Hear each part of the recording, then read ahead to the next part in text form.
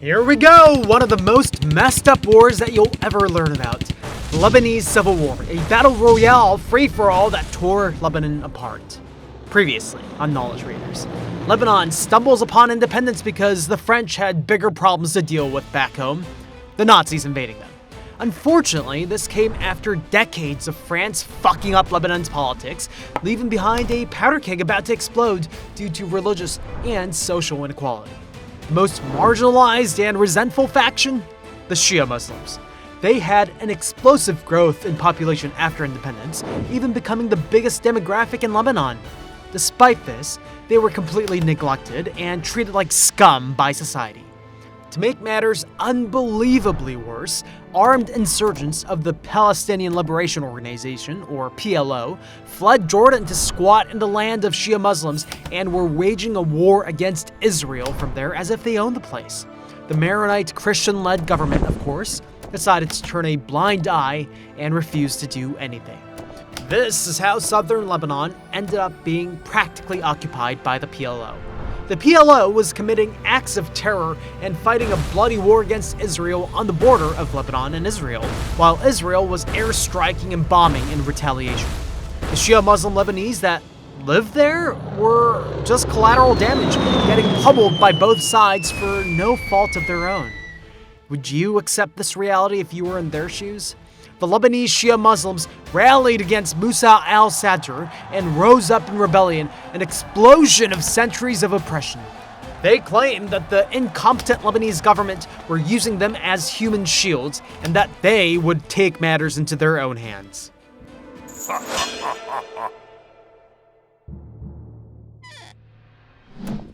Believe it or not, the ruling class Maronite Christians were also feeling the heat. After all, as more and more Palestinian refugees swarmed into Lebanon, the Maronites were quickly getting outnumbered by a long shot. And make no mistake, people with nothing to lose can be very, very dangerous. The Maronites consider the Palestinians to be literal ticking time bombs.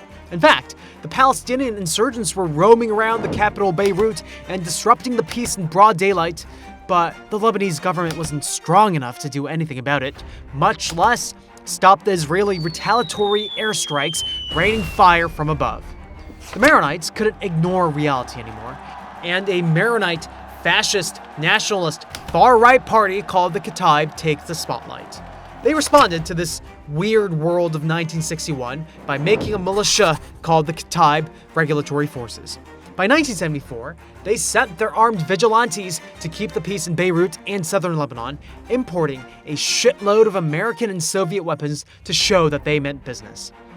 During a particularly tense April of 1975, an incident called the Beirut Bus Massacre finally lit this powder keg on fire and sent Lebanon tumbling down the path of a brutal, bloody civil war. Kataib party members were returning home from a Maronite church gathering when the PLO ambushed their bus, guns blazing. 27 people died from this conflict, and the Lebanese Civil War officially began. All sorts of religious factions armed their own militias, and all hell broke loose in Lebanon. The Shia Muslims, too, formally launched their army called the Islamic Amal, but they were small fish compared to the PLO, a gigantic organization on par with a national army, or the Kataib, who managed to arm themselves with the best Western weapons money could buy. It seemed like the Shia Muslims would be completely insignificant in this larger civil war, but we both know this story ends in the creation of Hezbollah. The Civil War blazed a scorching trail through Lebanon, laying the entire country to waste. Beirut, once revered as the Paris of the Middle East, was thoroughly infested by guarded checkpoints. Beirut was practically split in two, West Beirut occupied by the Palestinian refugees, and East Beirut still controlled by the Maronites. The famous Lebanese hotels, once attracting droves of tourists, were taken over by militias from all religious factions and transformed into fortresses with snipers lurking everywhere. Everyday life became impossible for civilians in this anarchy of a war zone because there was no more Lebanese central military to keep order. The soldiers all deserted and joined the militia of the group that most closely represented their personal religion. Lebanon has no choice but to beg Syria for help. Remember, we talked about how Syria and Lebanon were both grouped in and fucked by France in our last video, so it should come as no surprise that Syria felt some camaraderie towards Lebanon. In 1976, Syria negotiates a secret non-aggression pact with Israel and deploys the mighty Syrian military to Lebanon through the northern Bekaa Valley. It's game over, right? I mean, we're talking about a government military of a much larger country versus a handful of scattered vigilante groups here. It seemed like this civil war business would be over in no time. Believe it or not, it was the Maronite militia that shat all over this perfect deal. The Kataib Party spits in the face of the government and unites all the armed Maronites to create an anti-Syria military. While battling to the death with Syria, they even engage in secret talks with the forbidden enemy of the Middle East, Israel. The Coastal Road Massacre of 1978 was the casus belli that Israel was waiting for. Lebanon-based Palestinian militants hijacked a bus near Tel Aviv and shot it up, killing 38 Israelis and wounding 76. It was being called the worst terrorist attack in Israel's history. Israel was officially in the fight, which means that the Lebanon civil war just escalated to an international war. The militant groups within Lebanon were split between pro-Israel and anti-Israel factions.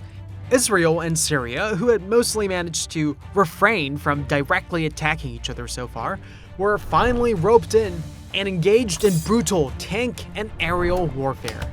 As was the case with the previous battle, Israel managed to win yet again. Syria and Israel agreed to a ceasefire in June of 1982, leaving the path clear for Israel to surround the capital of Lebanon, Beirut. The PLO tried to desperately hang in there, but ended up GGing out after 2 months.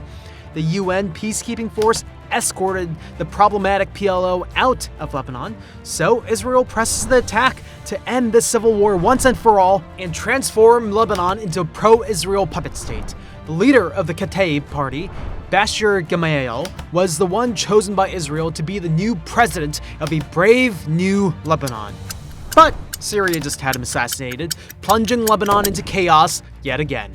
The furious Israel and Kataib Party blamed the remnants of the Palestinians and used this opportunity to smoke out the insurgents, but accidentally slaughtered a whole bunch of innocent civilians in a refugee camp in the process, an inhumane massacre that would spark an explosion of outrage among the Lebanese Muslims and the broader international community.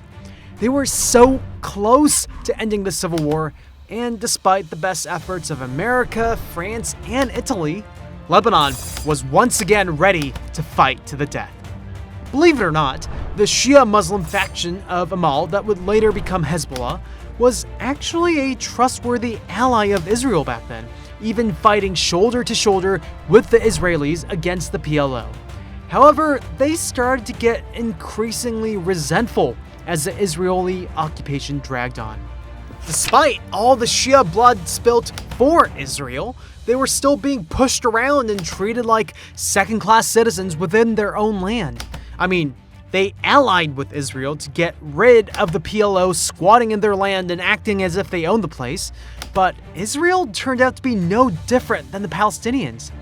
Coincidentally, the charismatic leader and main rallying flag of the Shias, al-Sadr, was disappeared during his trip to Libya, where he planned to urge the international community to help put an end to the civil war. The Shias now had no leader to unite around, which made them very impressionable to any outside influence. Here comes a new player that would change the whole fucking game: Iran. While the Lebanese civil war was raging on in 1979, Khomeini establishes a fundamentalist Shia Islamic Republic after overthrowing the Pahlavi dynasty. Iran does a complete 180 and transforms into the most anti-Israel, anti-American country in the region overnight. Iran unites all Shias in the world to export this revolution of an Islamic Republic. What better testing ground for this new operating system than the now leaderless Shia Muslims of Lebanon? Iran is quite the power to be reckoned with in the region just by its size and military strength alone. If Iran backs the Shias within Lebanon amidst all this chaos, well, the Shias might win this thing outright, and Iran could get an influential proxy right on the hated Israel's doorstep. In August of 1982, Khomeini deploys 1,500 soldiers from the Revolutionary Guard to Lebanon through Syria, who immediately get to work and build a fortress around the Bekaa Valley. Iran then funnels a shit ton of weapons to the Shia Muslims and trains them into formidable soldiers.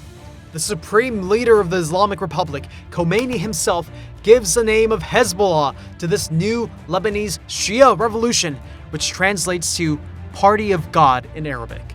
Hezbollah makes an unforgettable entrance by suicide bombing the Israeli headquarters' entire southern Lebanon twice. In 1983, Hezbollah successfully suicide bombed the American embassy, elevating it to the most formidable threat in the region immediately after spawning. Hezbollah wasn't anywhere near done yet. A few months later in October, Hezbollah suicide bombs the peacekeeper bases of America and France, again inflicting an unprecedented 241 and 58 casualties respectively. The Americans immediately noped out of Lebanon following this attack, and Hezbollah was renowned as a legendary hero within the Arabic and Muslim world because they managed to force the strongest military in the world out of their country. In 1985, Hezbollah officially released a manifesto that declared their goals and ideology. Hezbollah would stop at nothing to eviscerate the Israeli and American imperialists occupying southern Lebanon. Hezbollah will implement Islamic republics just like Iran throughout the whole Muslim world. You can probably see where this is going. Finally, in 1989, Saudi Arabia mediates a peace treaty to end the Lebanese civil war. The vast majority of the religious factions and militias thought that this was a great idea and came to a consensus that Christians and Muslims alike should be fairly represented in parliament by their demographics. The Maronite president got nerfed, and the Sunni Speaker of Parliament got buffed by extending his term from 1 year to 4 years. All militias within Lebanon obviously had to lay down their arms, but everybody was cool with that. Everybody except Hezbollah. Hezbollah would accept no peace until Israel got out of southern Lebanon. Unfortunately, the newborn Lebanese government didn't have the power or the justification to disagree, so it seemed like Hezbollah was going to get what it wanted. That being said, staying as an emo, anti-establishment guerrilla group was getting untenable for Hezbollah. You see, Khomeini, the supreme leader of Islam and Hezbollah's primary sponsor, died in 1989, just 1 year before the Lebanese civil war ended. To make matters worse, the Secretary General of Hezbollah, Abbas al-Musawi, was assassinated by Israel in 1992. The next in line, Hassan Nasrallah, got the message that times were changing and took a different approach. The participants of the 15-year-long civil war all put down their guns and went legitimate, becoming respected political parties of Lebanon. While being holy rebel warriors of Allah is cool and all, perhaps there's a better way to change the world. While Hezbollah didn't disarm, it was more than happy to be a legitimate part of the mainstream political discourse. Hezbollah won 8 out of the 20 parliamentary seats allocated to Shia Muslims in Lebanon's first election in 1992, becoming a proud member of the Lebanese political system. Hezbollah only grew in power, even participating in Lebanon's coalition government. Nobody could say that Hezbollah were just a bunch of terrorist thugs anymore. That being said, Israel was still squatting in southern Lebanon, so Hezbollah had all the justification and public support to keep on fighting a bitter war against Israel all throughout the 90s. Israel tried to root out Hezbollah once and for all through massive raids in 1993 and 1996, but of course, they failed. Hezbollah even had the spare cash to reimburse local civilians for war-related damages. That's right, Hezbollah, not the Lebanese central government. Hezbollah was massively boosting its public image by repairing houses and roads, showing itself to be an all-around good guy. The longer the war against Israel raged on, the more public support Hezbollah got. By 2000, Israel finally admits defeat against Hezbollah and withdraws from Lebanon. Hezbollah, already quite the star, accumulates even more street cred in the Islamic world for kicking out Israel. That didn't mean that the conflict was over. Hezbollah and Israel are still fighting to this day. In 2006, Hezbollah ambushed Israel. Israel launched a massive military campaign of vengeance, but Hezbollah's guerrilla tactics destroyed the IDF yet again. Perhaps Hezbollah was even stronger than the official military of Lebanon. But make no mistake, it's really not easy going head-to-head against Israel, the strongest military in the Middle East, backed by America's money printer going burr. Things got a lot harder when Israel, bending to international pressure about Palestine, instead focused all its military might purely on the Shia Muslim base of Hezbollah. The Lebanese Shia Muslims were accumulating a massive cost from all this war, which meant that the battered public support for Hezbollah could crumble. Hezbollah had no choice but to chill out a little bit. Instead of trying to become the international jihad organization, Hezbollah decided to invest just enough in its military to keep Israel and America at bay and funnel the rest of its power to help deal with Lebanon's internal issues.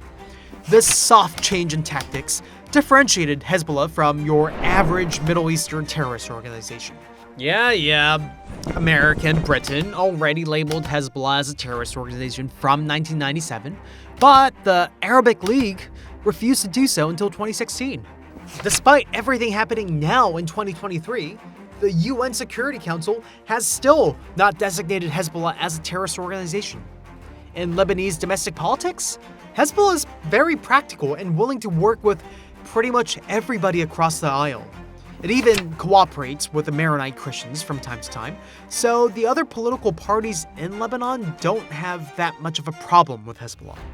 Unlike the other armed Islamic militias in the Middle East that insist upon extremism and fundamentalism, Hezbollah is pretty chill by comparison. It doesn't censor the public that much, and get this, Hezbollah is even pretty cool with women participating in society. After all, it is a domestic organization within Lebanon, so it's happy as long as its Shia Muslim base and Lebanon as a whole are happy. Hezbollah even has all sorts of legitimate businesses like its own broadcasting station and hospitals, so it generates revenue that is more or less on the scale of legitimate taxes. This money gets reinvested in society, building up schools and the local infrastructure. Now, don't get me wrong, the Hezbollah schools aren't like the Taliban schools where kids get radicalized into jihadist soldiers. We're talking about actual schools with math and literature and useful skills.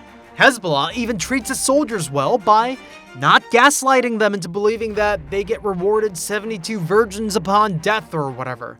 Soldiers fallen in conflict with Israel get recognized with honor, yes, but they also get a bunch of actual money. Any person or building that suffers collateral damage from battle get taken care of by Hezbollah, so from the perspective of Lebanese Shia Muslims, Hezbollah is doing a better job at governing than the actual Lebanese government. Hezbollah was born in the blazing crucible of the Lebanese civil war, but somehow pivoted into becoming a legitimate political faction within Lebanon that also happens to have a strong military with control over southern Lebanon. That being said, they are still very committed to the whole anti-Israel and anti-American identity, so Hezbollah receives more than enough support under the table from countries in the global south like Syria, Russia, Iran, and anyone else that doesn't like the established order. From the late 2000s onward, Hezbollah mostly stays out of trouble and minds its own domestic business unless it is dragged in by something specifically related to Israel or America. Which is why, unlike ISIS or Al-Qaeda, you probably never heard of Hezbollah until October 7th of 2023. By the way, when Lebanon had its energy crisis in 2021, Hezbollah saved the day by single-handedly negotiating a deal with Iran to get the desperately needed oil, which is why a lot of people consider Hezbollah to not only have a better military than the official government, but also better diplomacy and administration capabilities. Alas, don't forget how the Middle East always has a tendency of spiraling out of control because of some troublesome neighbors. Hezbollah is struggling to keep true to its isolationist strategy because of incidents like the Syrian civil war and the whole ISIS debacle. it was even labeled as a terrorist organization by the Arab League in 2016. And of course, how can we forget about the current war between Israel and Hamas in Gaza? Remember how the whole world held its breath, wondering if this was the incident that would finally unleash the wrath of Hezbollah? As of the time of recording, on December 17th, 2023, Hezbollah has not yet fully escalated this conflict into an irreversible regional war. This may have changed by the time you're watching this, who knows? But I hope this video helped you understand the complexities engulfing this intriguing power. This has been David Bradford from Knowledge Raiders. Make sure to check out the prequel for this video going through the history of Lebanon.